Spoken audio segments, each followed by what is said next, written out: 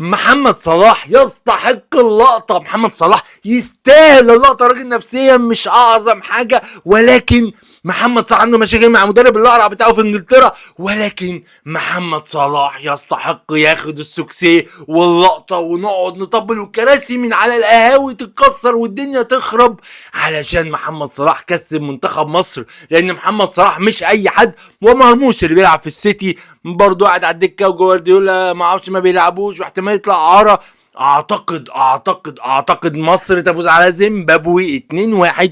بس انا اعتقد ان الاداء مش اعظم حاجه. اعتقد ان التشكيل ما بدأناش تشكيل جيد. عدم اللعب بمهاجم خطأ كبير جدا. خروج امام عاشور خطأ كارثي. منتخب مصر محتاج واحد زي امام عاشور، ما فيش غيره في منتخب مصر. لاعب عنده واجبات دفاعيه بيعملها على اكمل وجه، ولاعب عنده واجبات هجوميه بيلعب وينج، وبيلعب صانع العاب، وبيلعب مهاجم تاني، وبيلعب باك، وبيلعب في نص الملعب. امام عاشور هو من وجهه نظري اكتر لاعب في منتخب مصر يقدر يديك حلول، وتقدر تلعبه في اي مركز وتغير الخطه على اساسه. ده مهم جدا. خروج امام عاشور خطأ كبير.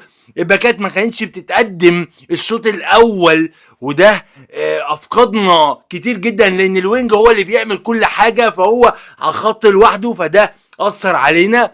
الشوط الثاني لما قدمت الوينجات الباكات اللي هو محمد حمدي كان بيتقدم عرضيات، كان شكلك كويس مع مهاجم مصطفى محمد. مرموش لما رجع ورا شويه وساب الزحمه قدر ان هو يسجل، وكان هو افضل لاعب في منتخب مصر. محمد صلاح كان غايب تماما، ولكن ظهر في لقطه هي بتاعته. اعتقد ان محمد صلاح مع منتخب مصر لو ساب الخط ولعب مهاجم، او لعب مهاجم تاني، او لعب مهاجم وهمي، ممكن يقدم عظمه مع منتخب مصر.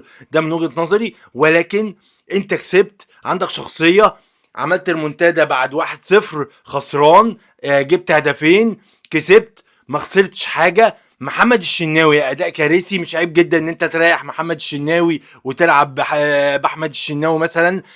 مهم جدا. حسام عبد المجيد ما كانش افضل حاجه، تنزل محمد اسماعيل مثلا. مهم جدا انت تعالج اخطائك، وده المهم عشان توصل لبعيد. لازم تعالج اخطائك، لازم يبقى عندك استراتيجيه. انا هبدا بمين، ومين بديل، ومين اللي هيغير لي التشكيل. زيزو ما كانش افضل حاجه، بيضيع كتير جدا كور غريبه. زيزو على المرمى ضعيف جدا. انت خد منه عرضيات بس. ده منتخب مصر. تريزيجيه ما ظهرش قوي. اعتقد مصطفى محمد لسه يبحث عن الهدف الاول.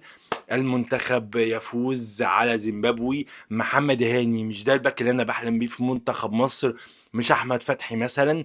المنتخب يفوز على زيمبابوي 2-1. لايك جدا الفيديو، فولو متابعه مهم جدا. لو ما تشوفني على القناه وعلى اي صفحه او اي بيج بتاعتي. سلام.